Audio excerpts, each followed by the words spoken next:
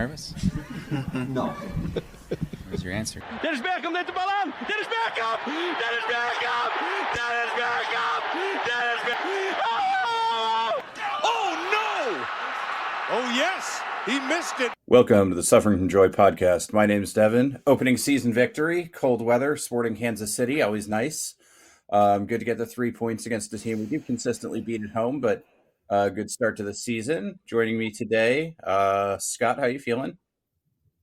I'm feeling good. I'm probably going to sound a little different after doing a lot of yelling down in the supporter section last night, but it was from start to finish one of the more exciting and fun matches that we've had in Austin.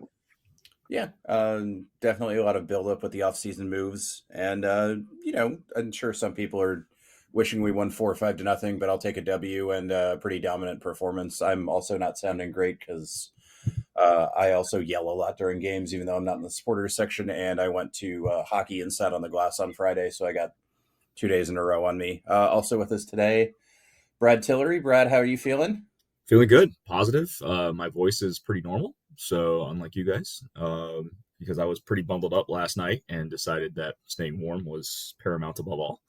And very happy with the victory. Yeah, I'm not at the point that I can willingly choose to be allowed at a game or not.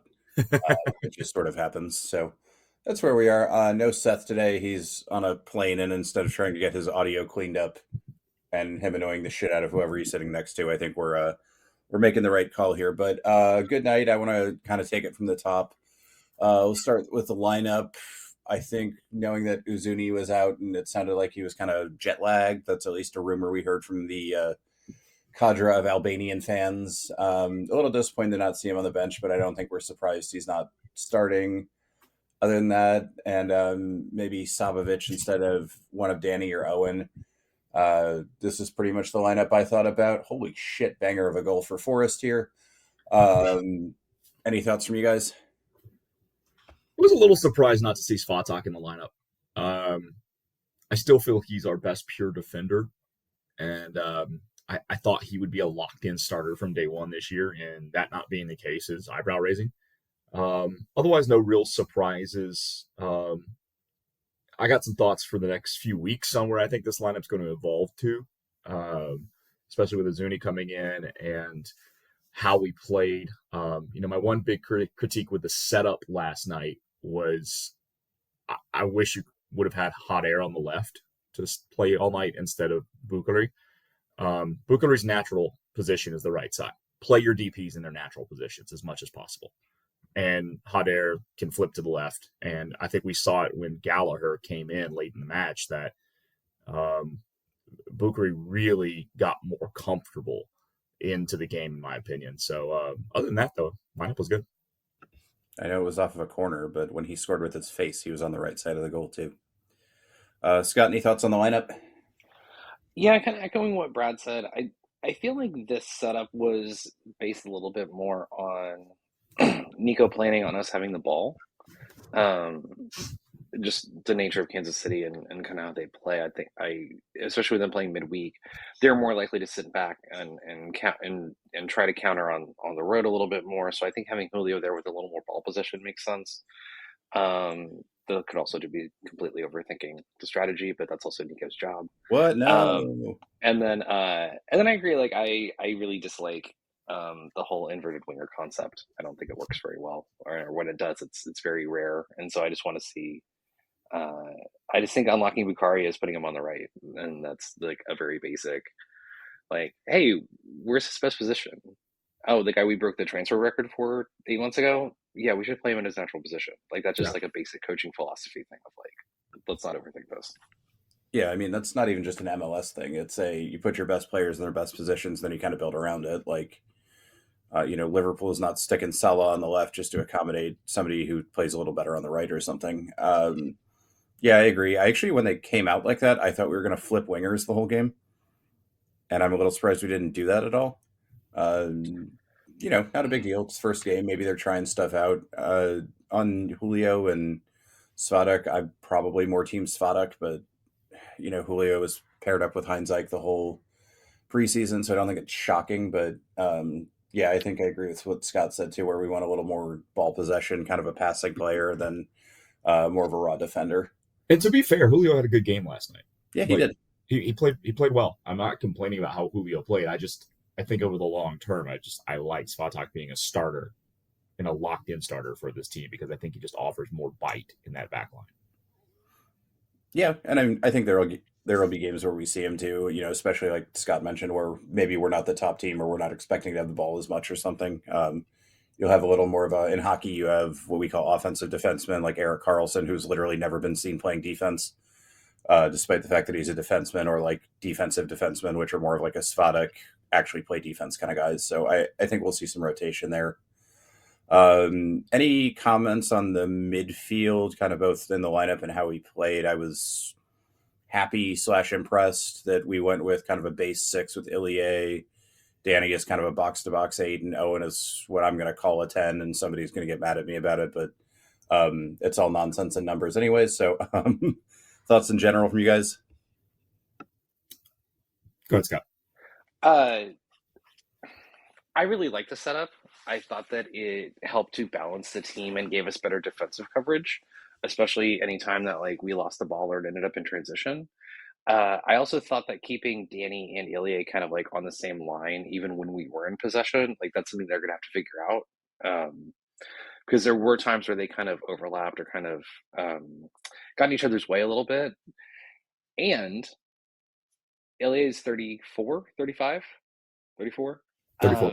And we definitely saw like the lack of legs a little bit last night. And so I think that playing that kind of structure hides some of his weaknesses in terms of just being old and not being as athletic as he used to be. He had to take a couple of bad fouls, and he got carded for one of them in the second half, but there's one in the first half that I thought was a little more egregious that I was surprised he didn't get carded for, which is also kind of a theme of the night in terms of the refereeing.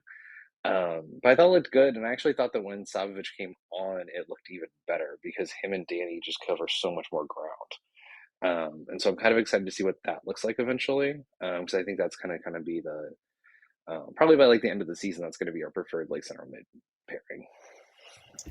Yeah, I similar thoughts. I thought Ilya was a real calming presence in the midfield last night. You could see some things, especially I had great seats last night, and you could really see him directing traffic quietly with just hand motions and gestures. It was interesting to see when we got in the attack, he'd kind of fall back a lot into that back 3 line just to cover back there. So it seemed like we were playing 4-4-2 defensively, and then we'd move to kind of a hybrid 3-4-3 in attack, pushing the fullbacks up and having Ilya fall back into the back line. I thought Danny was okay. He was dangerous at times, and then there were other times where he still has this propensity to make a lazy pass and give a ball away. And that happened 2 or 3 times last night, and it's going to burn us at some point. He created a few chances. He also missed a big chance that he's got to get on target. Like if it gets saved, whatever, you have to get that one in the second half on target.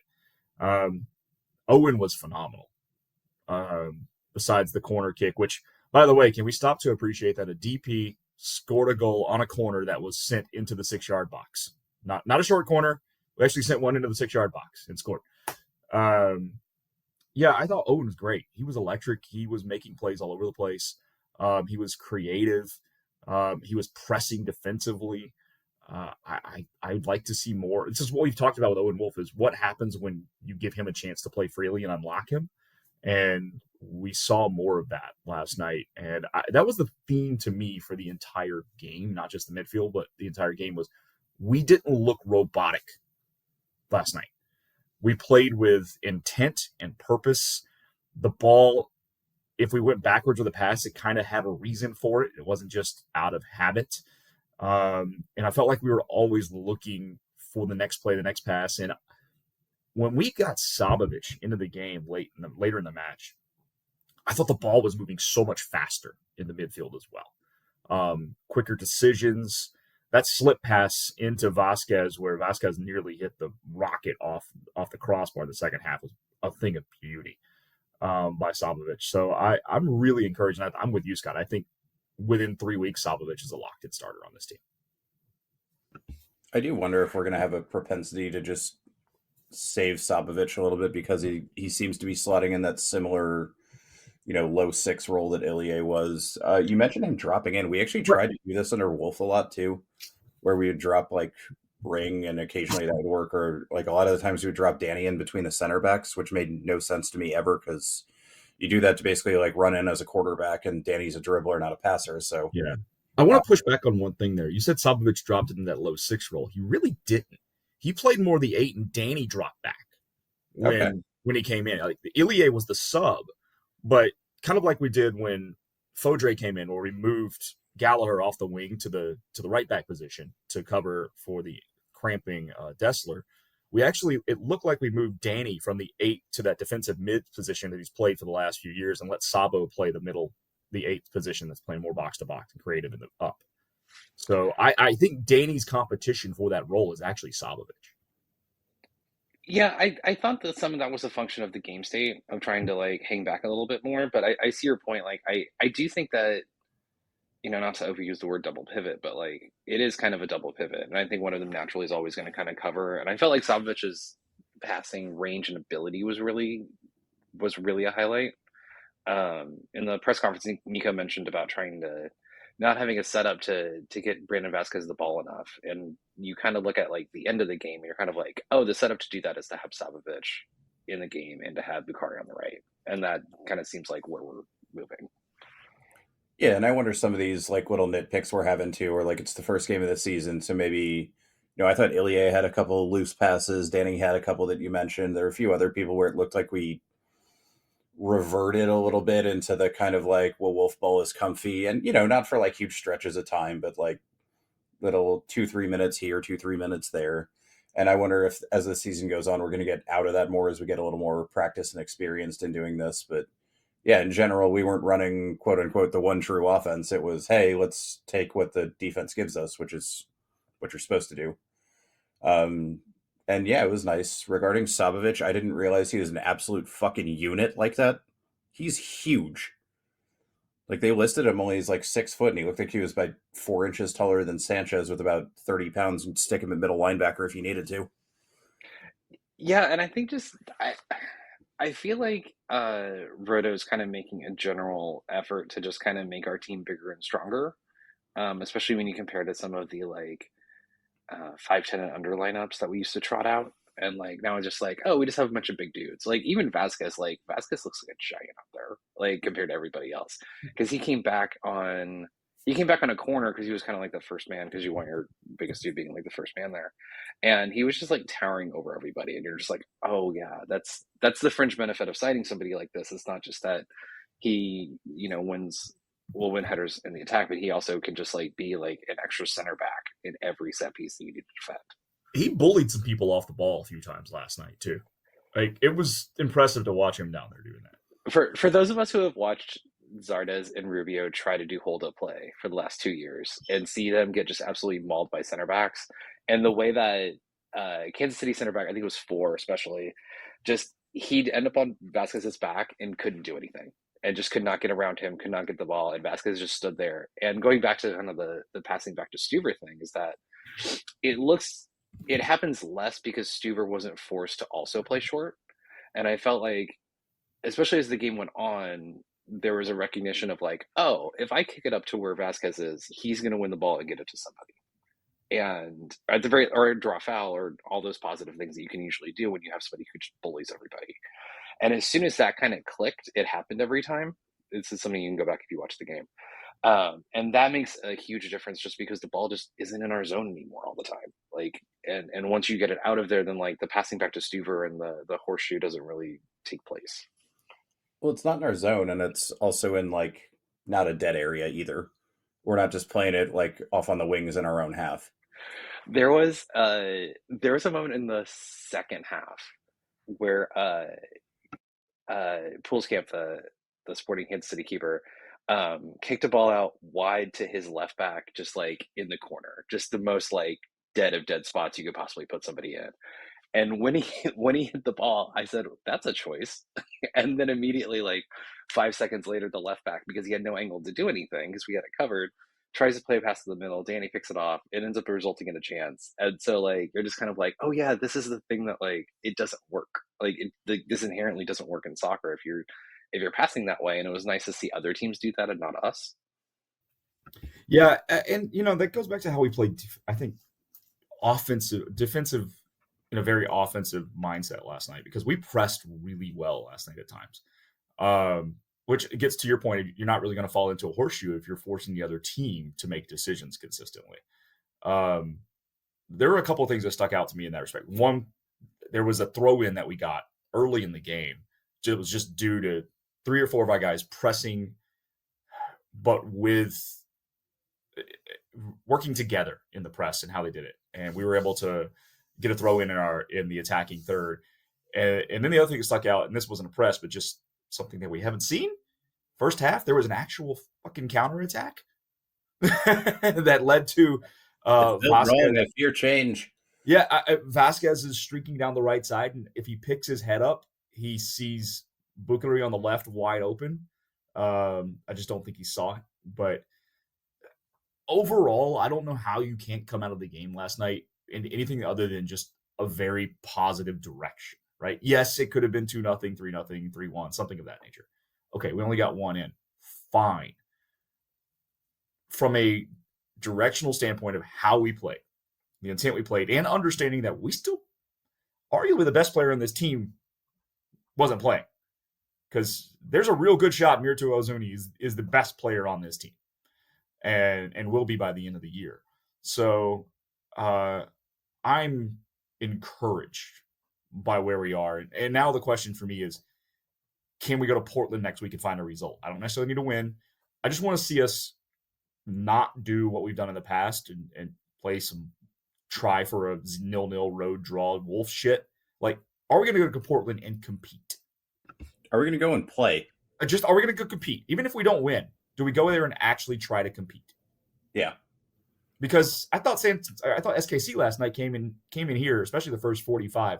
Their plan was to get to 0-0 at the half and then hope that the subs could win it in the second half in a smash and grab. That was the entire plan. That's not the shit that I want to see. Nope. Yeah, and I mean, they did have a midweek game, so it's a little understandable. They have to play again this week. Yeah, they're playing Tuesday night in Miami too. Like, I get it, but at the same time, man. Yeah, we're not though. So we have a week off.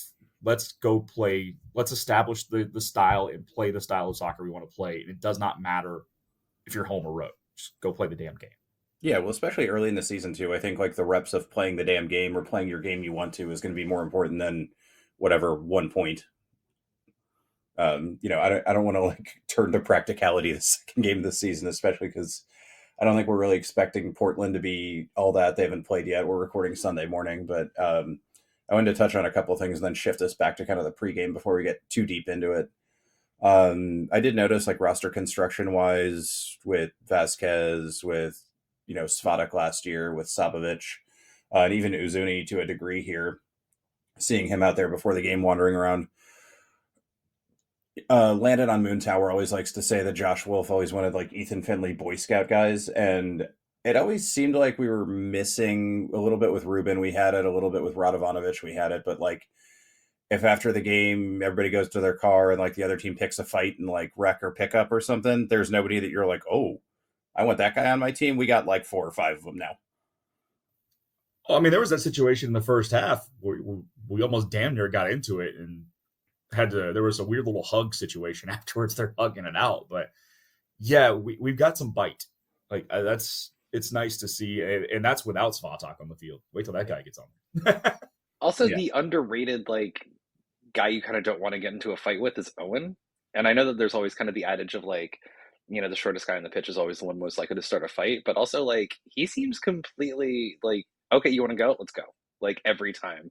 And I really like that from somebody who like is kind of considered to be more of a creator, but also like doesn't mind just like getting his nose into it. Yeah, that's the haircut. It Despite is. the fact that he's going for a look that appears to be every Backstreet Boy mixed together. I think he's definitely got a little attitude about him. Maybe that's how he's coming out. I don't know. He does, and I think that's a really good sign for him for this season. Like you can tell, like with how he was playing and like his aggression, that like he's ready to go. Yeah. By the way, we have heard now from our the fourth member of the team here, Seth. He wanted me to add in his highlights from the night were Dessler being everywhere, with the everywhere being in all caps. And then also he said he wished that the galley sub came at 60 minutes. Can't imagine Obrion getting many more minutes if the lineup settled at full strength because what Gallagher was able to do in his time. Yeah, some of that's game state too, though. Yeah. Come on against tired legs, and then you start the guy the next week, and you're like, oh wait, never mind. Yeah, it is what it is. But I wanted to get back to some of the pregame stuff because I usually skip over this, and I wanted to make sure we talked about. Brad, I know I met up with you at Hop Squad. There was nice, Murga performance in March. Pretty decently attended considering it was 40 degrees and raining. Got some taco trucks. And what did you guys think of the light show? It was okay. I mean, it was whatever. So I couldn't tell that there was a light show. It just looked like phone cameras were flashing, or just like the lights were going. And I couldn't connect. I had connectivity issues all through the first half. Nobody around me was able to connect in the supporter section, so I kind of saw it, but it was just like, okay, the lights are blinking. Like, and it didn't seem like it was like in coordination to anything, like to like the music, like you would think it would be. I don't know. It was a huge mess. Yeah, it seems like something somebody in the marketing department was like, try this, it'll be cool, the kids will love it. And then it happened, everyone's like, okay. Sorry if you see me laughing. Somebody from Newcastle just scored off their stomach. So that was pretty fun. Stomach is the best way to put that. Nether regions. We have 3 goals in that match in the first 25 minutes. That's crazy. Yeah, I thought the light show, the blinky lights were whatever. I was more taken aback by the fireworks on top of the stadium. That was new and fun. New and something okay. Also, the fireworks pre-match obstructing the view of the TIFO was not cool. It wasn't very fun. Hopscotch was great. I got there 4:45-ish, and it was packed. Like, there was a pretty decent line for beer. All the tables were full. It was great to see everybody. I haven't seen a ton of folks in a while. And probably since the hockey game, actually, is when I saw most everybody. So that we all went to. So good to see everybody. Good to hang out. Beers were flowing cold. And, man, God almighty, did I miss the taco trucks.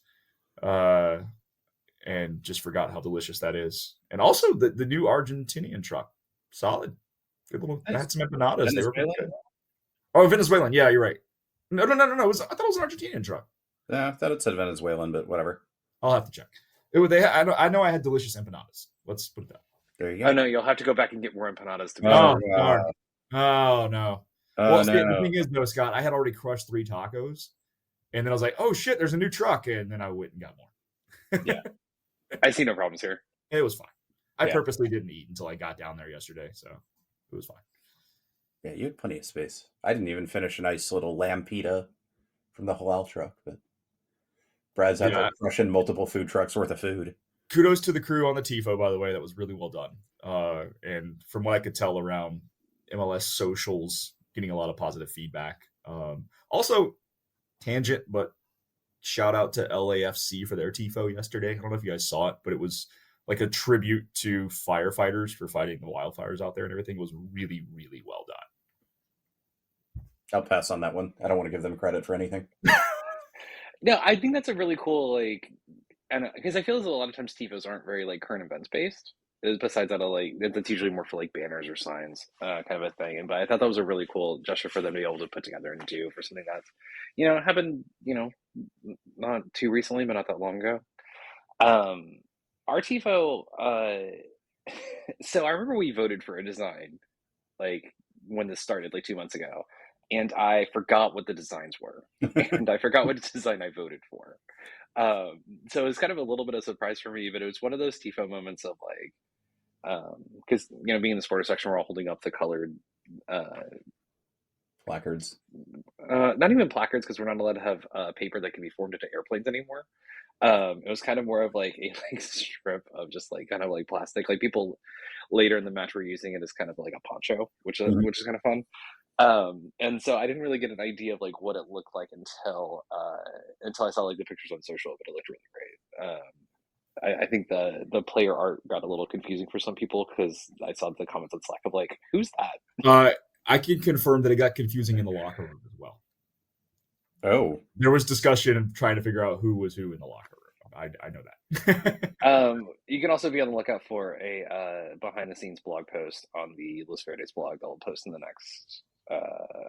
Well, it'll either post today or tomorrow, I think. okay. So you can kind of see like all the work that went into it. Nice. No, that'll be an interesting read. And I did like the little feature of having all the jerseys on there. I thought the bat was really well done. I thought I'm with Brad because of the fireworks. I'm not sure if we noticed the little like sunset placards as much, but I thought it was a good idea. And if there wasn't a shitload of smoke hanging in the air because of the rain and the stupid fireworks, then I thought it would have come off really well. Yeah, I really liked it. I mean, I liked the idea of the design. I thought overall it was well done, and a really good like opening day tifo. You know what I mean? Like just something that speaks to the city and speaks to the club itself. Like I thought that was a really smart and well done opening day tifo overall. Yeah. Yeah, it was simultaneously like we're back, yay, but also like let's move forward, let's get excited type of stuff. Yeah. Nice balance there.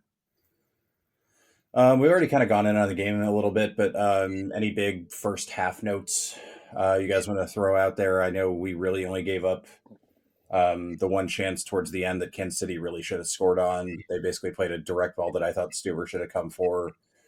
KC player runs it down. Stuver makes a nice save, and then they blow the rebound over the bar. But defensively, I thought we were good. We talked about our shape a little bit, but any general notes from you guys? Didn't they have the other shot off of was that the one that Super saved with his foot? That was the rebound. I think so. Yeah. Okay. I thought it was a separate sequence, but yeah, you might be right. Okay.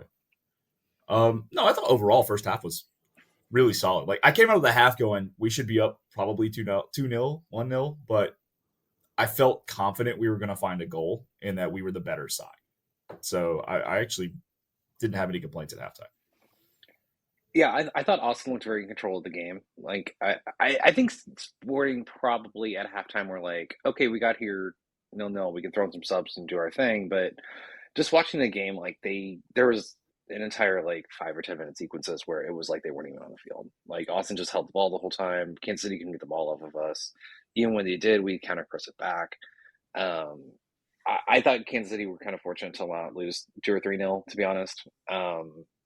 And I think some of that was our team kind of figuring out the shape and structure and where to go. And you could kind of tell that as the game got on, they got a little more confident and they acted just like a little bit quicker. Like there were times, especially in the first half, when like Lucari would get the ball on the left and he'd kind of wait for a beat or two. And by that time, like Kansas City would be able to shift a second player over.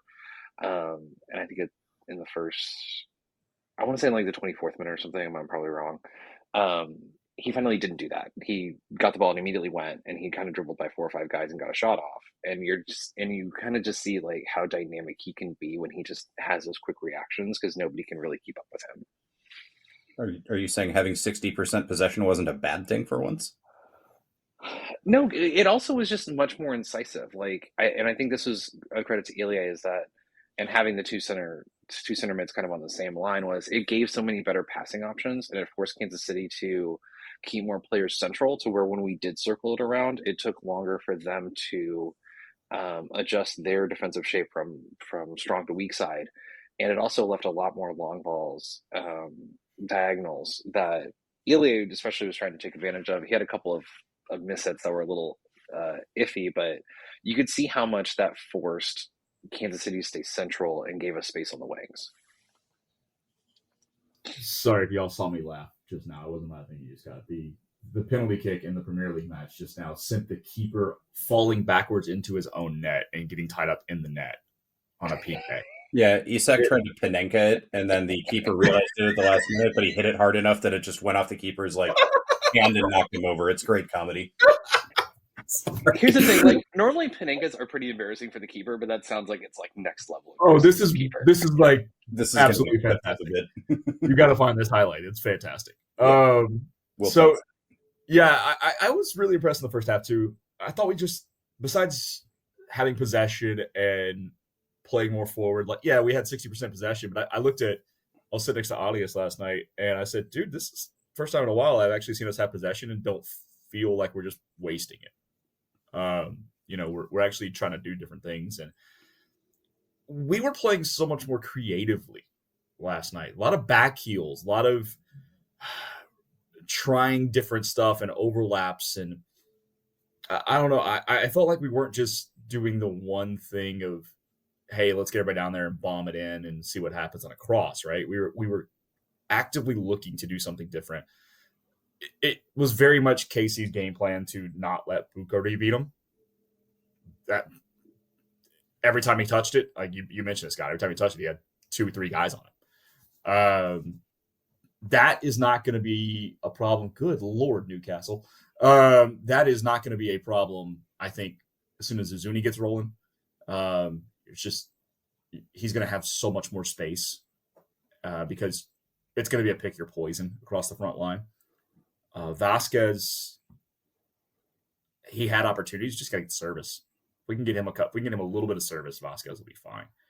But again, I think that opens up when Azuni gets here. So first half for me was really, really positive, even though we didn't get a goal. Yeah, I think the big thing for me was getting Vasquez on the ball more, and Coach mentioned it in the post game, and then we did it in the second half. So it's not like oh my God, we have to worry about this in the future. No. I think Scott really nailed why this felt a lot better because I made a joke about 60% possession because prior eras it felt like we got 60% possession just to say we had 60% possession. Here we're trying to make passes, we're being incisive. We talked about we're not really recycling the ball back, and when we did, it's because Bukati had 3 guys on him, and it's the right play to do it.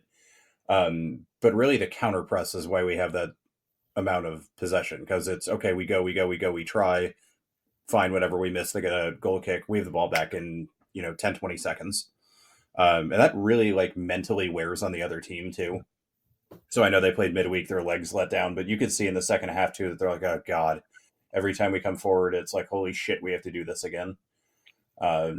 Yeah, but nothing really other than that kind of one bad moment for me in the first half. And then, early in the season, start figuring stuff out. And then we did.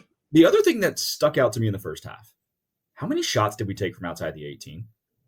Some, which is new. That Owen shot that just barely tugged wide was fantastic. But we took at least 2 or 3 from outside the 18, which was nice to see. It's like, okay, we get an opportunity. Let's give it a go and see what happens. Well, yeah, and not even that too. Like we set up for a couple that we were going to take, and then they were like, "Oh, it's going to get blocked out. Like pass it on." But shooting outside of the box seems like something we're totally fine doing. Yeah, and I mean, just that threat goes back to it just forces the defense to play in a very different way, and that they have to play station to station too, because they have to just, instead of just moving on to the passing, they have to stop and make sure that they are in the line of sight of the shot to try to block it. And those little extra steps just matter every time. And you can see that the way that our passing happened, even though it was still kind of the same movements in a lot of ways, because it's soccer, it just functions so much better. One other thing I noticed too, it was on our set pieces. From when we had set pieces, I don't know if y'all heard that, but Birdie, my puppy, just decided to let out the loudest little groan I've ever heard. When we had set pieces in the field of play, so not corners or anything of that, but that we could make an attacking play on, we either had Bukari or Hader at least 7-8 yards offside towards goal. And basically taking them out of the play, which I was kind of I want to understand what the thought process is behind that. I think that's a question I'd like to see asked in the midweek, because it's very different setup than you would normally see.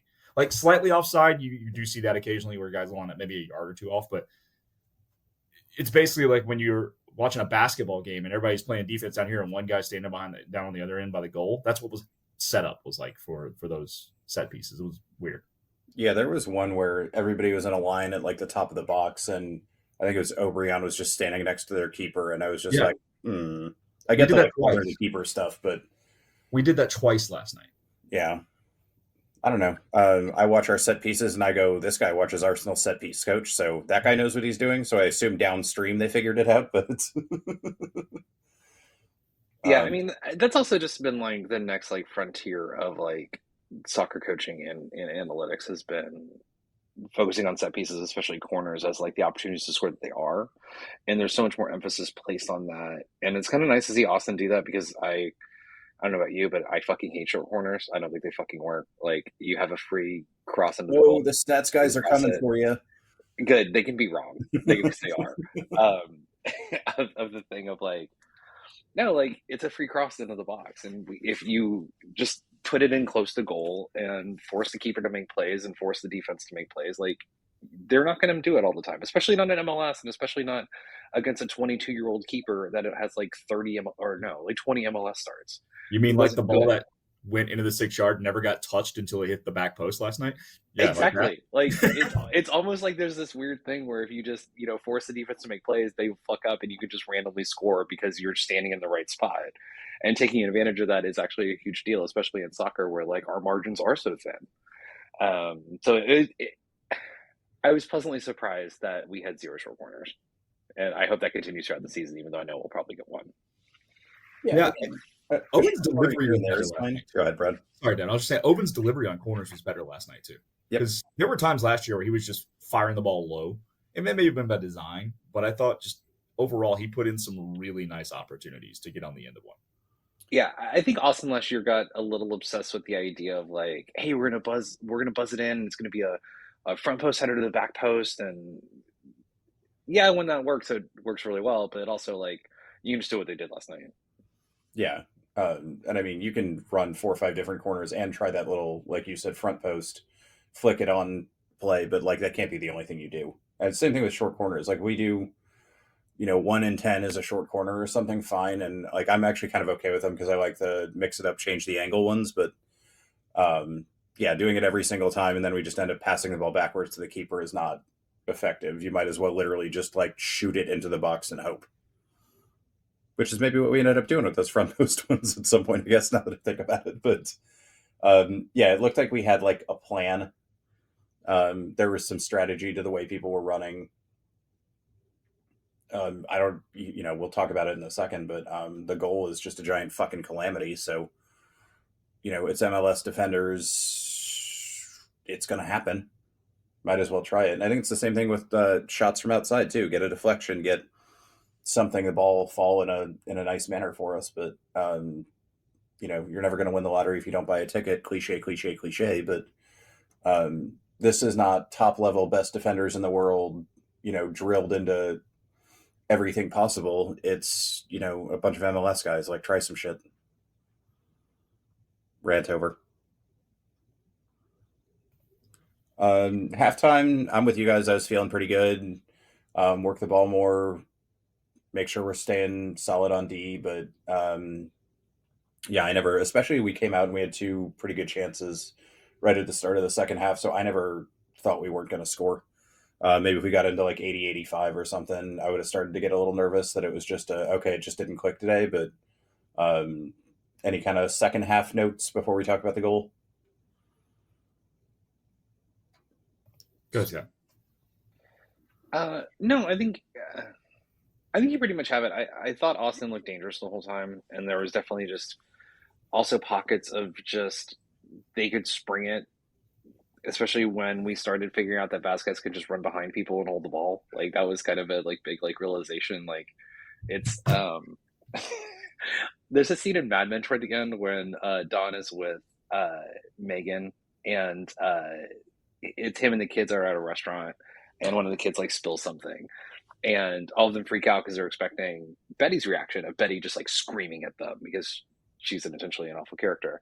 And Megan is just like, it's just water, it's fine, and like cleans it. And so, but it's that like thing of like you have the past reactions and you have to relearn them because it's a different person. And so like you're like, oh, I can hit it over the top to Vasquez and he has the legs to like run and get it. Or like I can hit over the top, or just being able to play it to him at his feet in the box, and he's gonna hold it and make a pass off of it instead of just getting overrun and losing the ball. And so you talked about the Agata chance in the first half. Danny had a great chance in the early part of the second half off of a play like that off of Vasquez that he also skied into the capo stand, which I really thought was our best chance until the goal. Slight defense on him there. It was his weak foot. I mean, it was, but also like he's a professional soccer player. Yeah, no, I agree. Get that It's on target. there, but or at least put it on net. But Get it on like, target. like again, put it on net with the goalkeeper who's not very good. Like, yeah, just do it. Like, it'll be fine. you might have an Andrew Tarbell throws it into his own net moment. He's not that I'm the saying Dynamo's that. starting keeper, Andrew Tarbell. Yes. Hey, one of those was not on him that he gave up last night. I'll give him that. I think I referred to it as 4 years of latent trauma yesterday about not having a striker. And I wonder, too, how much that affects the guys who have been here for a while. Like, if it just is creeped into their head and we have to unteach them all that stuff. Yeah. But that'll come with time. I felt we saw that in the preseason a little bit. There was some deprogramming going on. Yeah. With some guys. And I think the further we get away, the first couple of months here is going to help.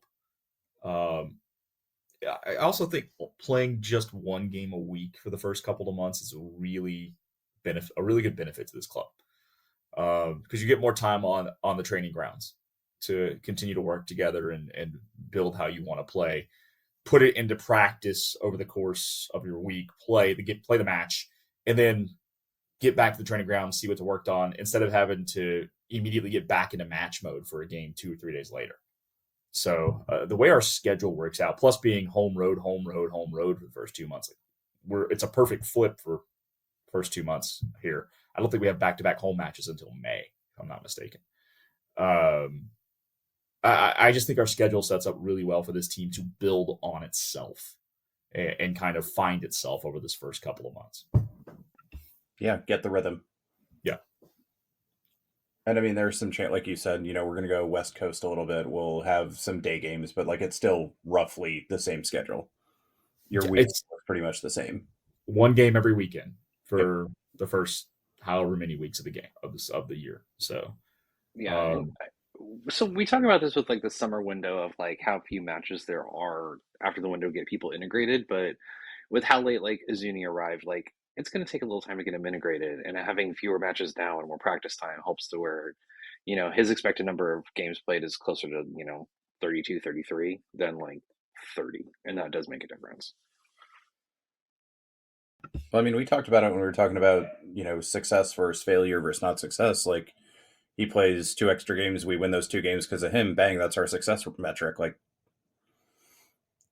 they do matter. I know I'm kind of playing it lightly with this game and with Portland, where I'm like, okay, well, let's get the way we play down. But, at the end of the day, those points do matter. But yeah, I did want to highlight too that the classic football cliche, Kansas City almost scored right before we did, where they basically had a guy dribble 3 of our players, then Dessler picks up the ball and dribbles 3 of their players in his own box. So that was my Mikel Dessler highlight of the day, but that one did get me a little nervous that we hadn't scored and that happened. Yeah, the deeper the game got, the more I got worried about just a smash and grab job. I was like, oh god, here we go with a late 75th, 80th minute goal that's going to kill us and be 1-0 and we're done. I've seen this before. Yeah. Oh, hey, I saw this in Houston last year. Yes. Yeah. So. Yep. All right. Well, let's talk about the good thing. Let's talk about the goal. Obviously, it was nice. From the angle I saw, I couldn't really tell what happened. Just like there were people there and the ball sort of went in the net. Like we were just talking about Jacob Murphy. It was his hip, not his nether regions, but like just sort of got the ball in. And, at that point in the game too, you're like, whatever, goal, great, fantastic. I could hear every youth soccer coach I've ever had in my entire life screaming, don't let the ball bounce in the box all at once during that, especially on a fucking corner on the 6. That's not going in the Hall of Fame for anybody, and that's going to be a fun one for the film room. But you got to have guys at the back post. We had 2 of them. They didn't get in each other's ways too much. Bukhari ends up scoring with his face, and we're up 1-0. Any thoughts from you guys? General commentary? I know we kind of touched on it a little bit already. Scott, you had a better view. Was it actually his face? Because even on the replay, I can't tell what part of his body that went off of. I couldn't tell either. I honestly thought that. I think it was Julio was the other guy in the box next to him. I thought Julio got a piece of it before it hit Bukhari, or Bukhari. And so, no, I thought it was just a really good example that like, that if you just play the corner in and like force the team to make a to make a play on it, like good things can happen. And it's also like it's the first time I can remember. So the rest of like Q2, like the only times that they really cheer are during like goals, and then everybody will like stand up during corners.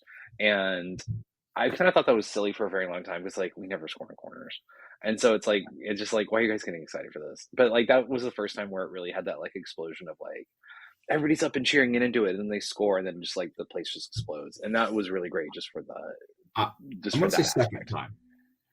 Is There it was second? one other last year.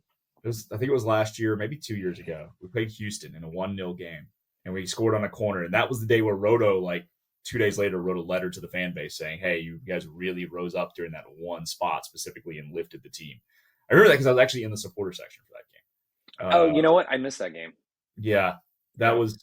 was that definitely happened the same time. But yeah, I still don't know how we actually what part of the body went off of, but we had 2 guys there that were uncontested on the back post. Like somebody was going to put that ball home. Yeah, I did go back to the broadcast, and there's a shot of him in the center circle when they're doing the review saying it hit my face, it hit my face. So that's why it was. Yeah, the tension of I didn't understand what the review was, quite frankly, in stadium. I was why are we looking at this? But going back, I guess I could see where they wanted to at least check to make sure it was offside. And it was close to actually get to his arm, like coming off his face and hitting his arm in the replay. Also, I think we should rename it. We should have 2 different awards, by the way. We should have Golden Boot for most off of your feet, and then like Golden Head for most off of your face. Like this needs to happen. Golden Head. Maybe you need to like, workshop that name a little bit. I was thinking calling it like the laurel, like the gold like, leaves like on the head kind of thing. That's a good point. But that's what I've been reading Red Rising. The Golden Dome. Yeah, Golden Dome's a great one. Okay, yeah. See, we got to figure something out because we just had to workshop it. You shouldn't get a boot for scoring with headers. Tell Alan Shearer that. Yeah, exactly. No, yeah, I thought the review also just took a long time. Yeah, it was way too long. Because they even had like already like announced the goal in stadium, and the referee was still standing there. And in my head, I'm kind of like, we're gonna feel really stupid if this gets called off. Yeah, I was just waiting for Chris Penso to run over and be like, no goal, it was a handball, or somebody have to explain to him that you can't be offside on a corner until there's a first touch, and be like, well, this is why you're the second best referee in your own marriage, but fine, whatever. He was bad. He had a couple of like real head scratchers in the game. Like in the first half, like Biru got like hit like studs up like on his shoulder, and the guy didn't even get carded. And then 20 minutes later, one of our guys gets carded for like for something similar, and you just had to sit there and you're just like, okay, like when we talk about bad refereeing, it's not about getting all the fouls wrong; it's that they're not consistent. And we need to talk about Jovic deciding to play American football in the 95th minute and then nothing happening. So Phil West asked about that, and apparently there's been a change in the rule to where unless it like affects a scoring chance, it's not an automatic yellow card. But that is absolutely not fucking true. But if you, and so I was kind of sitting there, but like everybody in the supporter section, like we were standing there, we are just like, no, that dude needs to get sent off. Like you can't do that. But and Nico started yelling, and it sounded in the press conference like he was doing it as a like time wasting gesture, which also great job, Nico. But at the same time, it's kind of like, dude, he put his hands up and grabbed the ball. Like you can't do that. Okay, so here's the thing: even if it's not a card, if there's a new rule saying it's not a card, fine. They let that go to a throw-in. They didn't even call it the foul for a free kick. I will go ahead and say I'm sort of like, it's an automatic yellow card. That's the goddamn rule. I don't believe whatever horse shit they were feeding us. If you want to say I'm about to blow the whistle to end the game, I'm not going to send this guy off. Use a little bit of common sense. It's not the end of the world to me. It's not the letter of the law, but it's sort of common sense refereeing. But yeah, I was going to bring up what Brett just said. They didn't even call it a free kick. And it wasn't like he was maybe in, maybe out. He was like a full yard still inside the line. Yeah. And I don't know, just like the visual of like him jumping up and like getting 2 hands on the ball. And you're just like, what are you doing? Like, in what world do you think this is an okay thing to do? Like, you deserve to get sent off for being an idiot. Like, you got more hands on the ball than that keeper did for Nottingham just a few minutes ago on the PK. Yeah, we really should do these set up as a like watch along, but like not a serious watch along, like because we just like mentioned weird things. So like at the beginning we're just like, oh, by the way, we're in minute 5 of. I thought about doing that. We'll do that for we'll find a big game. Maybe we'll do it for the Champions League final if none of our teams are in that or something. and just At least 2 of our teams won't be in it. yes. I mean, Arsenal's got their 5th best midfielder playing striker, so we still got a shot. But I'm pretty sure we only have one person on this podcast regularly that has a chance to make Champions League final. Yeah. And he's not here today. No. Look, if Mike Pence decides to make the right decision. If he shows courage. The other weird thing about that was like this is why I think he should have been sent off. He jumped up, caught it, and then like dropped it because he realized what the fuck he did. And like, you're admitting guilt on international television. You got to get like, I can sort of understand like not sending him off. I'm with you. It's an automatic yellow card. He should have been sent off, but it's interesting they decided to say it's not an auto yellow anymore. But whatever, people. Some nice subs though. We did see Dessler go off with a cramp, but I thought. And again, we kind of joked that this is what we have Gallagher for. He came on, played a decent, 10, 15 minutes a wing. Whoops. Somebody gets, I think it was precautionary. I don't know if we've heard anything about it, but Dessler comes off. Gallagher gets to go back to fullback, and you can throw Fodry on. And I don't know if you guys had any thoughts about CJ, but there was a nice moment where somebody tried to play a pass, and he's like, chugging as hard as he can, running forward, and doesn't realize the ball's like the ball behind him. Was funny. I thought, CJ gave effort, right? He was fine. Yeah, he did what we asked him to do. He ran around. Yeah. So I was annoyed. At the end of the game, CJ had the ball on the left wing, and it was very clear a counterattack. He had Vasquez running with him, and he made a conscious choice at one point to take the ball to the corner. And I'm just like, what the fuck are you doing? You're not going to get more playing time taking the ball to the fucking corner. Go and try to get a goal. Like if you're trying to get playing time, like, this is how you do it. And then he ended up, he got fouled and it wasn't called. And so you had to sit there, or I was kind of sitting there and looking at him like on the ground. I was kind of like, yeah, you shouldn't get a foul call for taking the ball to the corner. You shouldn't try to fucking score. Well, as somebody who had Austin to win plus over 1.5 goals, that also annoyed me. Because that's how you lose parlay.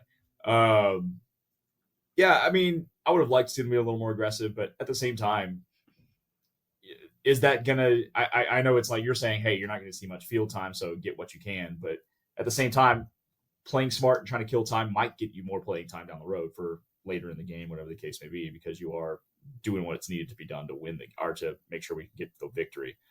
I thought CJ was fine. I thought Sabovic, kind of hit on earlier, was clearly the best sub that we made. And I don't see that guy being on the bench long for. Telling you, dude, Balkan Scandies, give me more. Yeah, I think that guy's a starter long term here.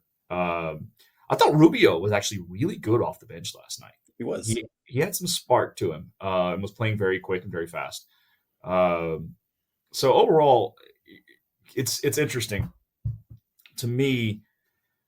And Gallagher, for me, can't be understated or overstated how important he is, because the fact that you can take him from the wing and put him back at right back, it's a Swiss Army knife that we have available to us that can offer so many different options and fill holes where we need to at a very good price on the roster as far as it goes. So that's the kind of player that I love having on the team. But I think when you just look at who we brought in and the caliber of play they brought from the bench, it is night and day from what we've had the last few years. Like, there wasn't really a drop off when we started going to our bench, which is going to be helpful as the season goes along. Yeah, not just on rotation, but if you can bring in fresh legs that do the same thing and they're happy, ready to go, like, and everybody else has 70 minutes on them, then that's a huge advantage for you. I know I'm the bigger college basketball fan, and a lot of people don't care, but like, Auburn basketball is number 1 in the country right now. And if you look at Bruce Pearl and the way he has always coached, his idea is my first 5 might not beat your 5, but my 10 will beat your 10. We have more depth than you. And I feel like that's what we are beginning to build with this roster.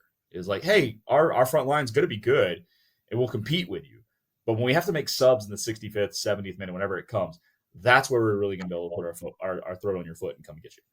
Our foot on your throat. Sorry, I can't speak this morning because it's very early. Well, it also becomes a style of play issue on that, because you also want to make it to where you utilize your depth more. And Austin kind of has natural, I was going to say advantage, but I don't know if that's the right word, of, when we're playing in the summer and it's hot and teams aren't used to it and we are, like, that's a whole added thing of, if I'm a fullback and I've been chasing, Bukhari around for 70 minutes, I don't want to see Gallagher come in. Like, because one, he's a very fast dude, and that dude always gives full effort the whole time. And like, that's the last person you want to play against when you're tired.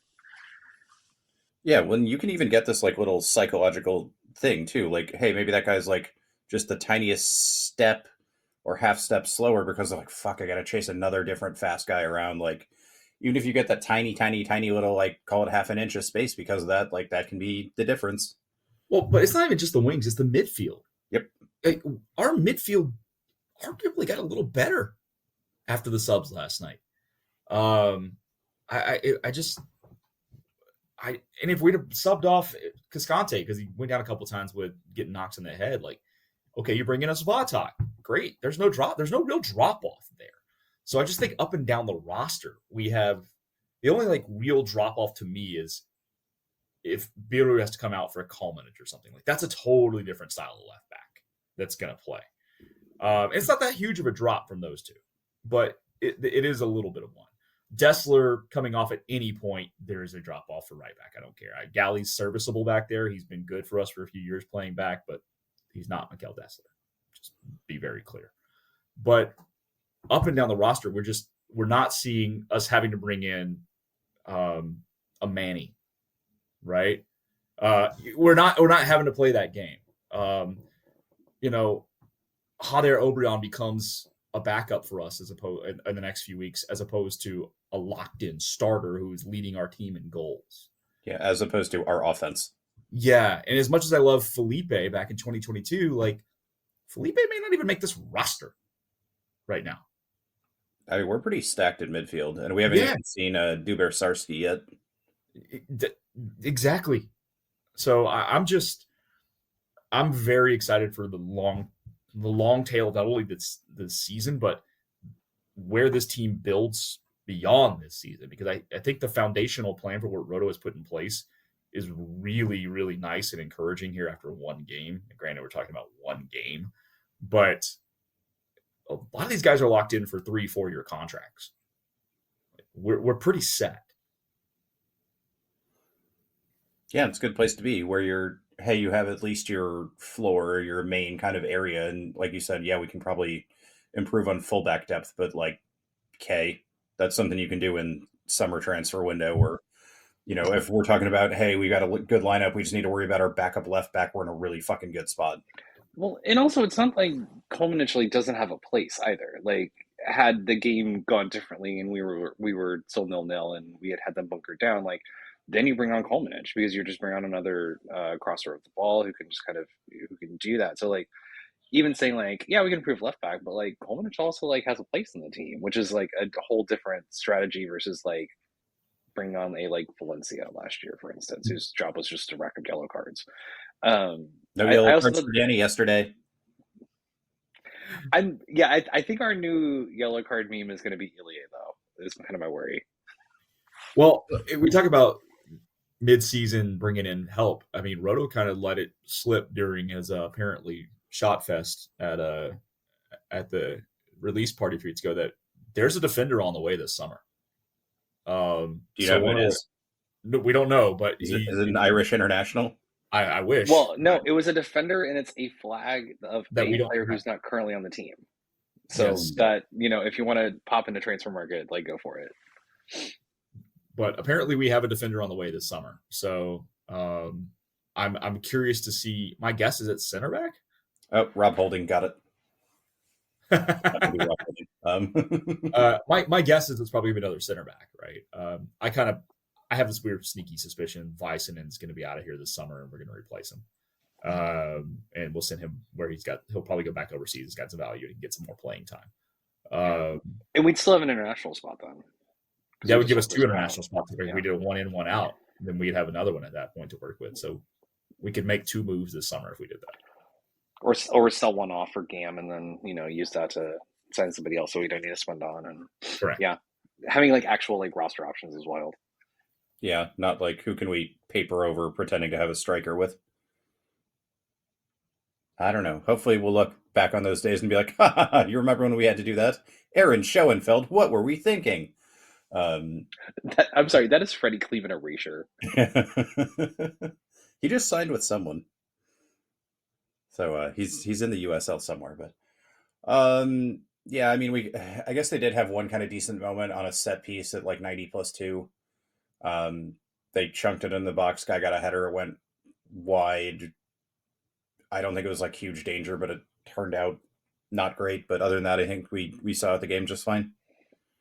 Yeah, I think that one looked closer than it was. Yeah. Because I think a lot of times you can kind of judge that just by like the keeper reaction, and Stuber was just kind of like, eh. Or Stuver was rooted to the spot because it was such a creative header. I don't know. It's very rare that he ever. I know Stuber has this like confidence about him in terms of tracking the ball, to where like it seems like he always knows where it's going to end up, which I assume is some kind of like drill he practices in some way. And so I find like judging his reactions on like how close something is actually like informative. Yeah. Whereas I feel like Poolscamp would have just been like, oh, there's a ball there? Oh, okay. Ball. Yeah, it was nice to see Stuver not like completely under siege the entire night too.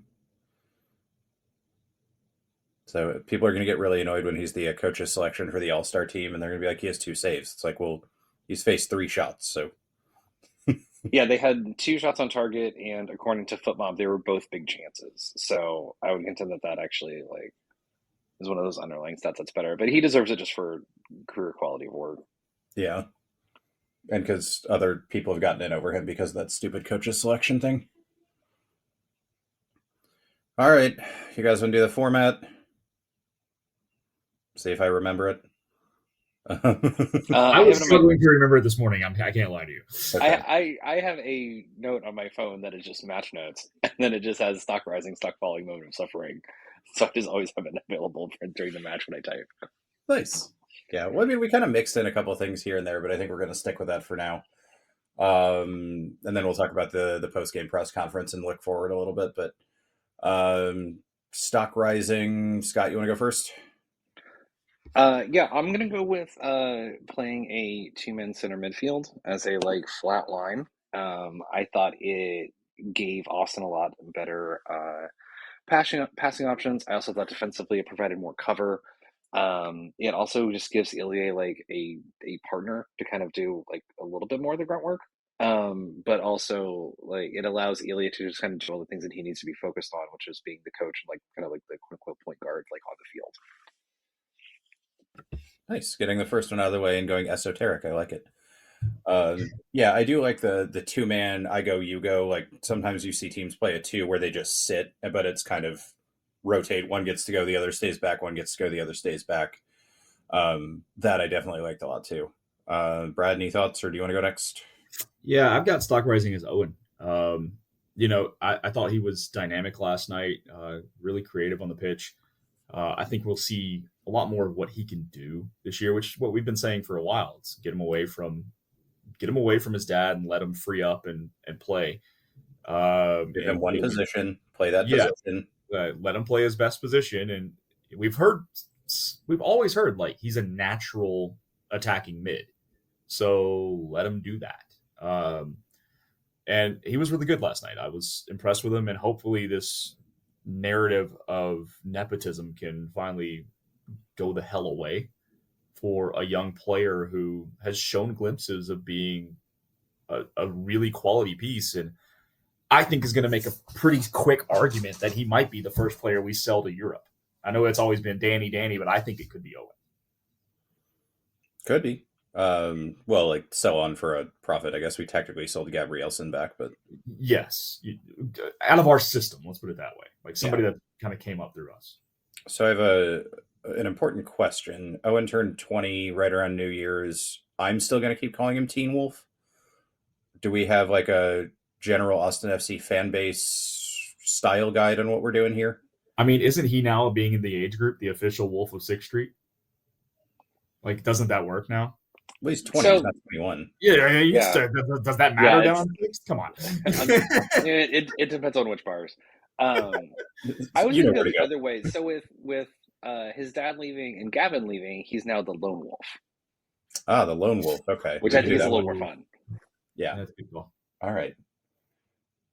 Yeah, I do hope the whole like nepotism, and I think like most of the fan base has already let it go.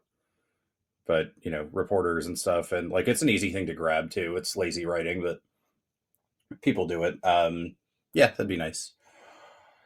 For mine, I'm going to go with Brandon Vasquez. Shall I compare thee to a summer's day? A nice, warm, strikery blanket on a cold evening where no matter what you do, you can send the ball forward and it's not going to turn into a giant fucking clusterfuck. You can hit it just a little hopeful and maybe he'll run it down and bang a great shot off the fucking crossbar. Maybe those will go in. It's just I kind of mentioned this earlier, but we have like 4 years of latent trauma of not playing with a striker. And like I said, I'm sure that creeps into the players too, but like get used to this guy and we have a Zuni too, who's probably going to be able to do similar, but like it just blew my mind how different just having a like functional striker can be in general in this league and for this team. And yeah, I mean, there are plenty of other options we have here, but that was the biggest like takeaway I had was like, oh, this is what a striker looks like. This is nice. By the way, secondary stock rising to Mirto Ozuni for actually going and acknowledging the South End pregame. Like first time we've had somebody come out there and be presented before a match and then make it a point to walk to the supporter section. And I felt the crowd give a really nice reception.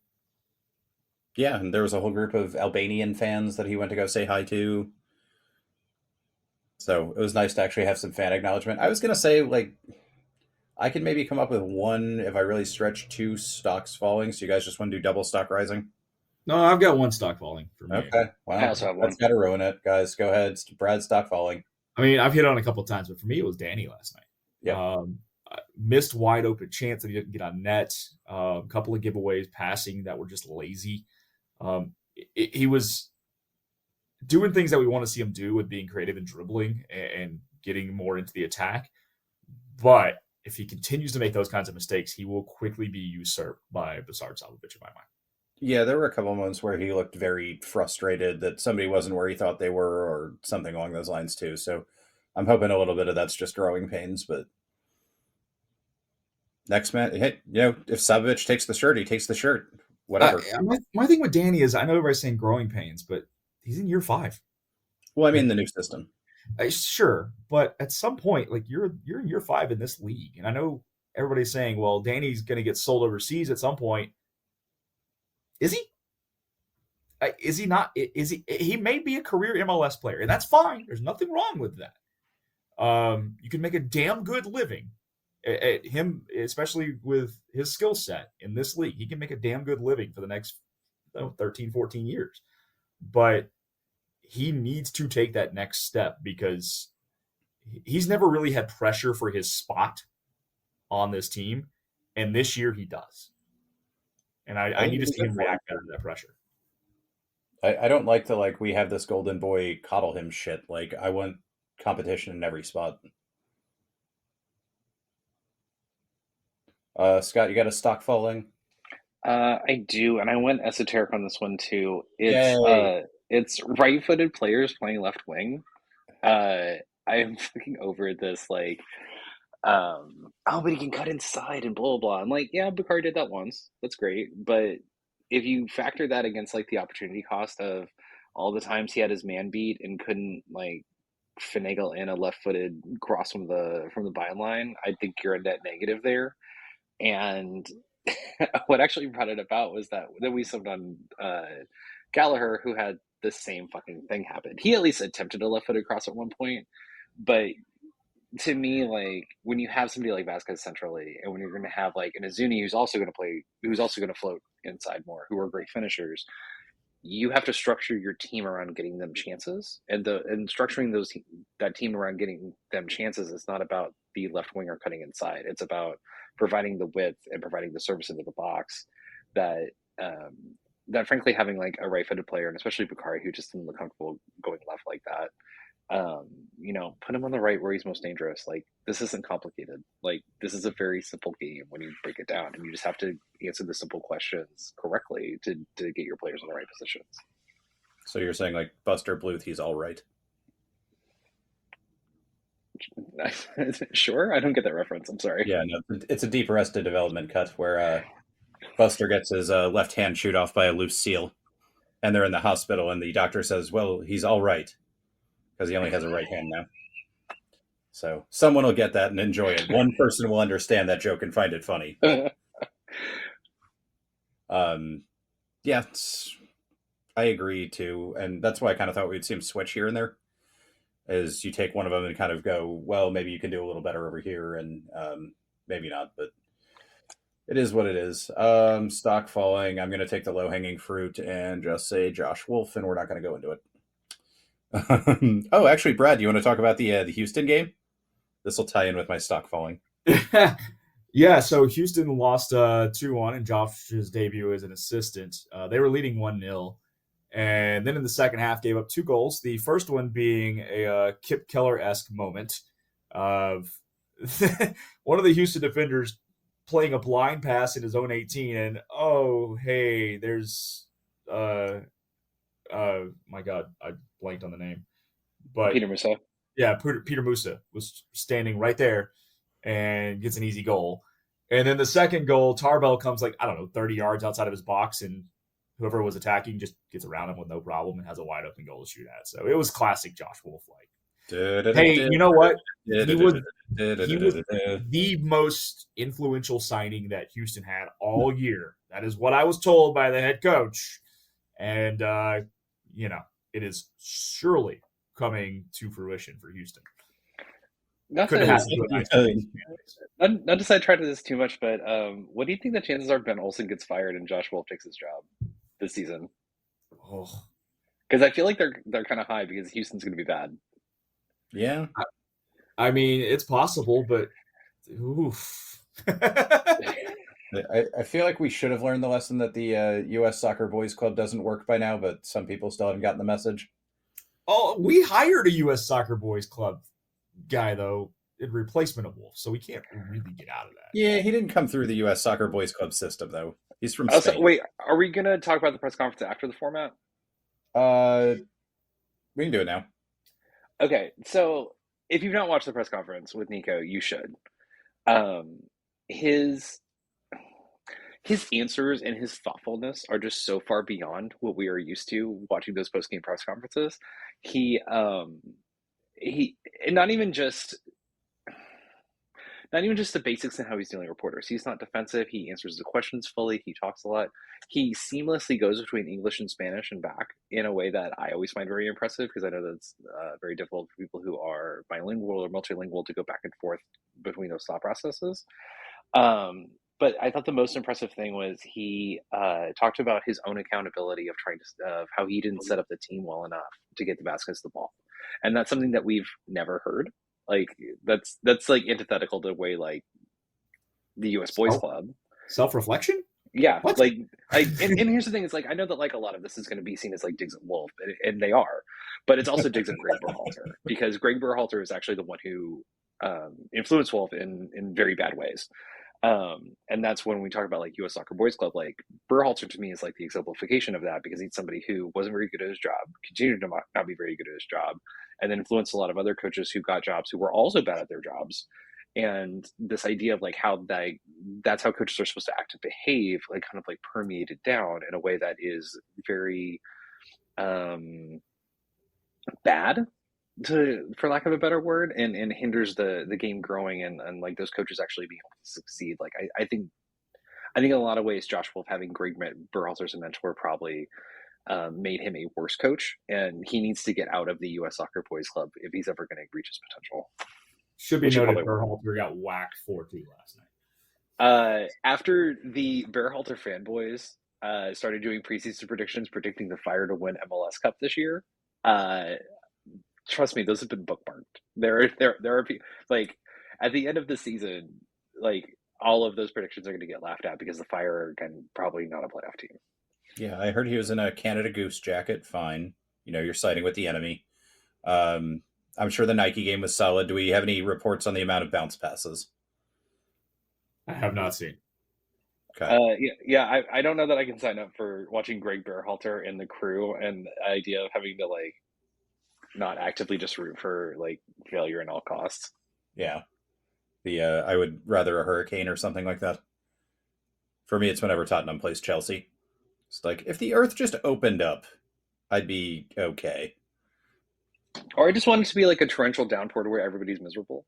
Yeah. Like Berhalter just has to stand there on the sideline in his goose down jacket and like Nikes and like be worried that they're just going to get ruined immediately.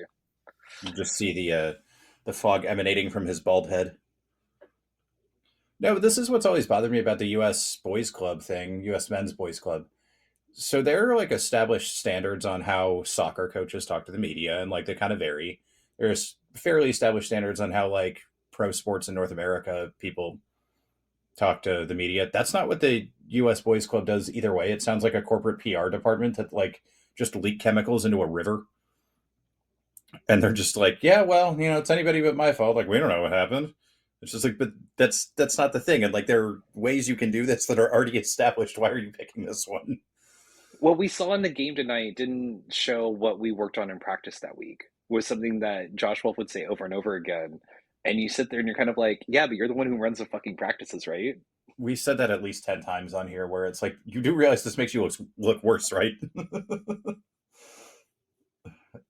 Like that's what you say if you're like coaching 8-year-olds. Well, we worked on this, and then they all got excited and crowded around the ball. It's like, well, yeah, they're 8. That's fine. You're a professional soccer coach with professional athletes. It's a little different when you give that answer. I haven't watched it in full yet. I saw like one little tiny clip, but Brad, any notes or anything else in the press conference? No? Okay. Scott, you want to lead us off with your moment of suffering? I think my moment of suffering was actually this is something that is not normally a problem in Austin, but I got hit with water a lot last night. And normally that feels very good because it's like 90 or 100 degrees, it's very warm, and you're trying to, cool off a little bit. But last night when it was 40 degrees and I was bundled up, and this is a general pet peeve I have with the supporter section, is that a lot of people don't know how to throw water in the air. And they just kind of like dump their cup wherever. And it just like, if you're going to do that, like just take the cup over their head and just dump it. You might as well. You're doing the same fucking thing. Instead of, tossing in the air and it looks, it disperses and it just kind of like feels like rain. And so my moment of suffering was somebody a couple rows in front of me just went with their cup behind, and I just got it like straight face, like it just like dripped down, and I was just cold. And I just sat there and I was like, why doesn't fucking Lamurga have a YouTube video of how to properly throw water in the air? I had supporter section tickets last night. I was not in the supporter section, and that was one of the main reasons. I was like, it's cold. I don't want to get wet.